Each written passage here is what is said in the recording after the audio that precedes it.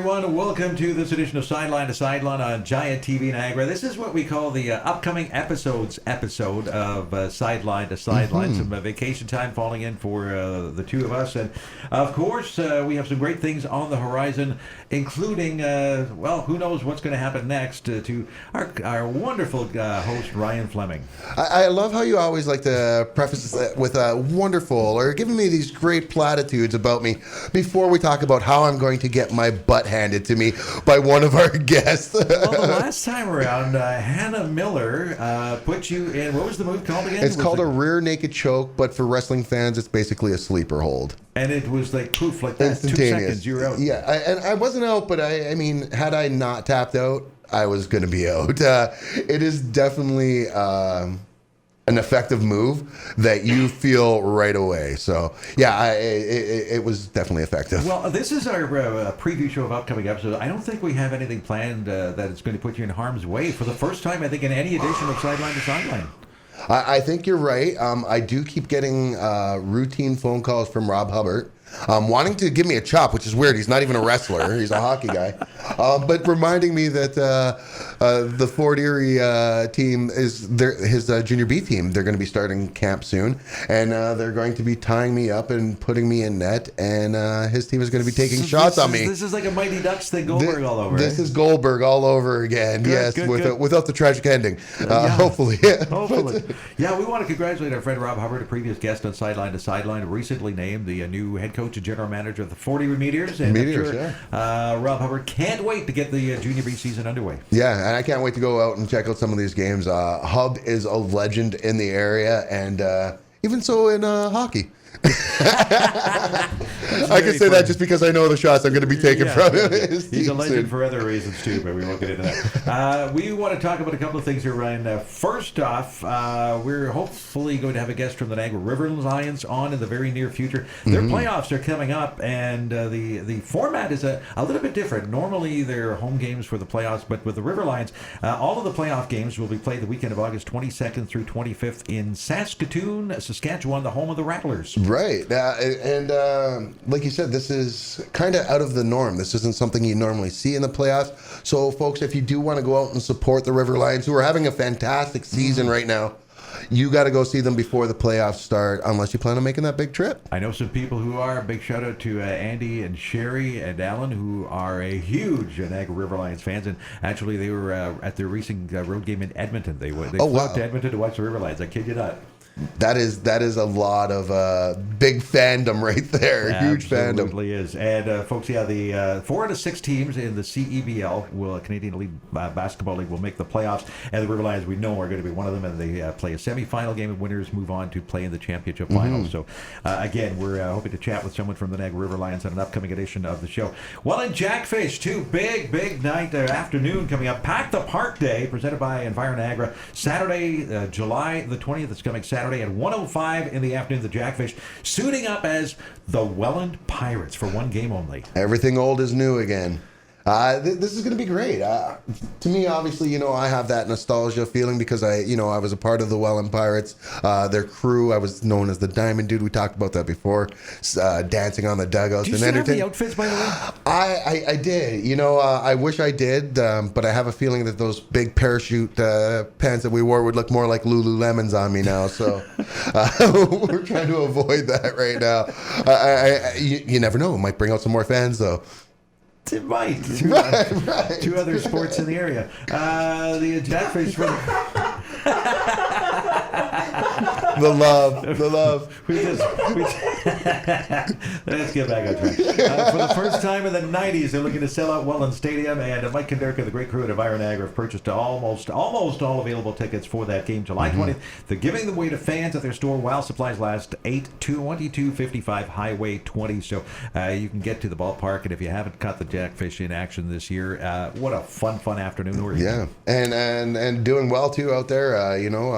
Pushing for a top spot spot.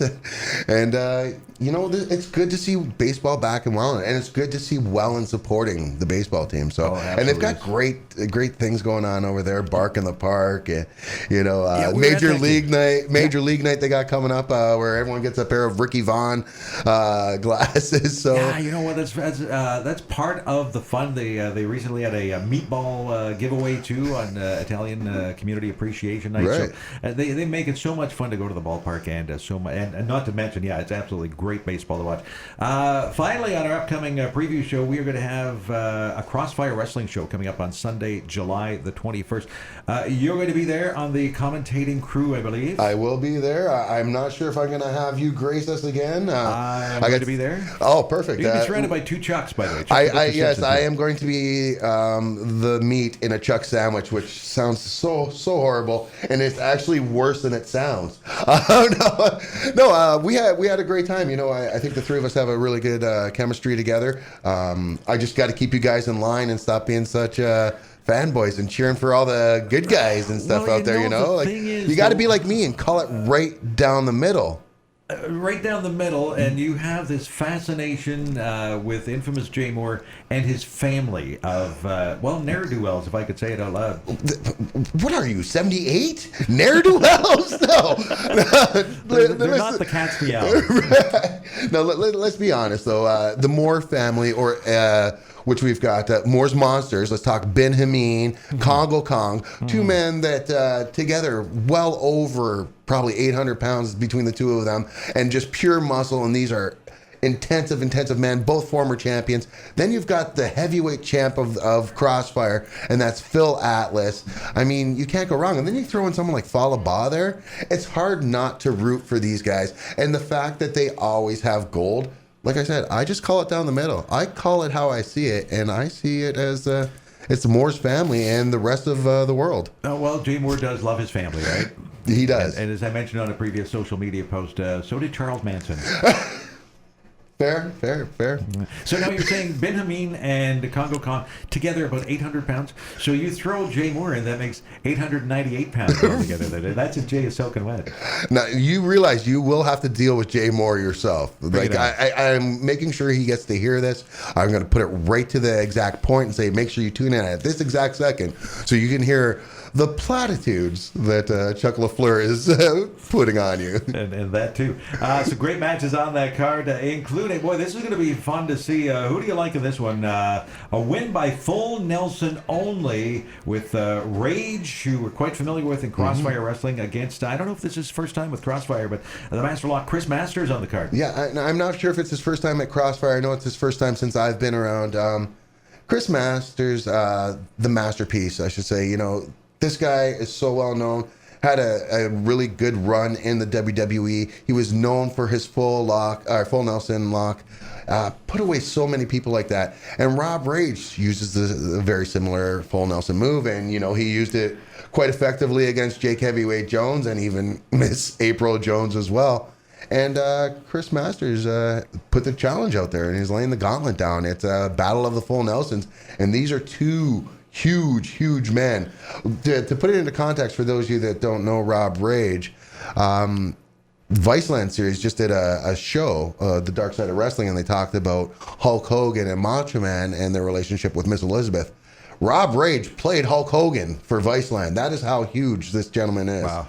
And you have to be pretty big to have the biggest pythons in the world, brother. Not bad. It's not bad at all. Bad. Hey, trademark that. Rob Rage, one of the most powerful wrestlers in Crossfire or elsewhere. Also, this we're looking forward to as well. Boy, you talk about some high flying and some just going right at it in the ring. Cody Deaner up against Tyler Turb. It's a #1 contenders match. Now this is a hard one to call. You've got 2 fan favorites in there. Arguably, you have the greatest fan favorite in Canadian wrestling history in Cody Deaner. I don't think I've ever in my life ever seen another Canadian wrestler that is, and I mean on the indie scene. Of course, we have your Bret Harts and your Chris Jerichos, but on the indie scene, I've never seen it like I do with Cody Deaner. And I'm not just talking Crossfire. Every promotion we see him at, he's that John Cena type. He's that Hulk Hogan. He's the flag bearer of your company. He's got an amazing connection with the fans. He really does. But then you look at Tyler Turva, who's probably got the best dropkick I've ever seen. And that's not hyperbole. I mean, pros, indies, I've never seen a dropkick as good as his. It's tight. It's effective. It could very well be his finisher. And he's another one, though, that the fans just love him so much. And he's great with the fans as well. And he did a lot of studying with Cody Deaner. So this is going to be an interesting matchup to watch to see, if the student can surpass the teacher, or, does the teacher have a few things up his sleeve that he didn't teach the student? That's going to be fun. Also on the card, Justin Sane against Jojo Montavious. Don't know much about Jojo Montavious, but Justin Sane has been a staple of Crossfire Wrestling for some time. Yeah, Justin Sane, this is no secret. He's been my favorite wrestler at Crossfire and in the Ontario indie scene for a long time. I don't see anything in his game that he can't do. He's a high flyer. He's powerful. He can wrestle you. Jojo's in tough. But any given night, like they say. Also on the card will be Hall of Dead. She'll be putting her women's title on the line against an opponent that we'll find out about at the show, actually. That is on Sunday, July the 21st, 4 p.m. bell time at the Merrington Community Center. If you have the opportunity, do drop by our broadcast location and say hello to us. Yeah, come wish us a happy 8th anniversary as well. Yeah, isn't that great? 8 years of Crossfire Wrestling. Yeah, and they're just killing it, They are the staple in Niagara for indie wrestling, and I'm not just saying that because I work for them. There you go. And Chris LaPlante, too. Big shout out to Chris. He was in the ring last time and sustained some injuries. He had a couple of serious moves. I think a couple of elbow drops from Falaba and Congo Kong. You talk about 800 pounds falling on Chris at the same time. So we wish him well. Chuck wishes you well. You see, this is what we deal with at Crossfire Wrestling shows with Ryan Fleming. We can't get through to him. Listen, there's an old saying that I love from the old movie The Breakfast Club. You mess with the bull, you get the horns. Sorry, Chris. You got what you deserve. It's the way it goes. You talk trash to big men and then say you want to get in the ring with them. You're going to have to expect getting a little beatings here and there. You're unbelievable. After what all Chris LaPlante has done for Crossfire Wrestling, for the great fans of Niagara. I think that was all mostly Jay Moore, though, if we're being honest. Yeah. Honest and Jay Moore in the same sentence. It's synonymous.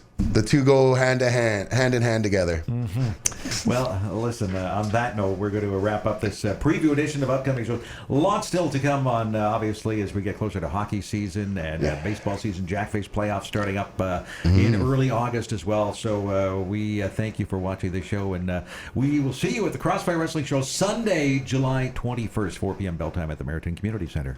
Don't miss it. How does this feel for the first time, not having been chopped, not having been choked out, not having to do cheerleader moves or the pom-pom, anything like that on Sideline to Sideline? It feels weird. I'm not going to lie. And I don't know what that says about me. If it's a little more sadomasochism on my side, but it feels weird not having some kind of trauma placed on my body. I can throw something at you if you want. No. I'm good. Headphones or something. I'm good. I think maybe we'll start a new gimmick where I start doing moves on people. Maybe the end of every show we could just do something to our producer. Oh, to Lucas. Good idea. Well, Lucas did something to us that we can't show on the show. Well, that is for another day. We will work on them. Right, but no, lots to look forward to coming up on Sideline to Sideline in the coming weeks and months. And yeah, it's a fun ride. It's just getting started. For sure. I'm Chuck LaFleur for the after this edition. Very healthy Ryan Fleming, who didn't have anything untoward done to him on this edition, and the final time we do that on Sideline to Sideline. Thank you for tuning in here on Giant TV Niagara.